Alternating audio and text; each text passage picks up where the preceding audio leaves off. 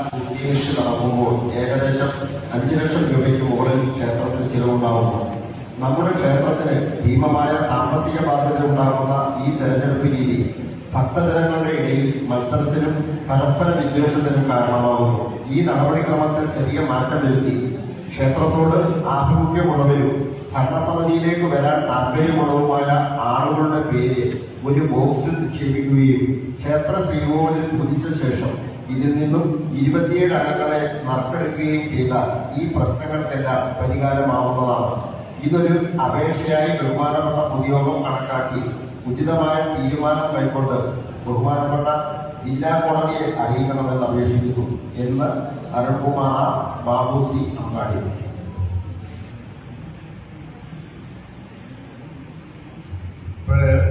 രണ്ട് പ്രമേയങ്ങളാണ് പറഞ്ഞിരിക്കുന്നത്. നമ്മൾ ബൈല അനുസരിച്ചാണ് ഇവിടെ ഇലക്ഷൻ ഹൈക്കോടതി അനുവദിച്ച് നൽകിയ സംഭവമാണ് നമ്മുടെ ബൈല എന്നുള്ളത് നമുക്ക് പറയാവുന്നതാണ്. ജില്ലാ കോടതി അംഗീകരിച്ച് നൽകിയ സംഭവം അതനുസരിച്ച് മാത്രമേ നമുക്ക് ഇലക്ഷൻ നടപടിക്രമങ്ങൾ ചെയ്യാനൊക്കെ ഉള്ളൂ എന്നുള്ളതാണ് അതിന്റെ ഒരു കാര്യം. പിന്നീട് നമ്മൾ വാശിയേറി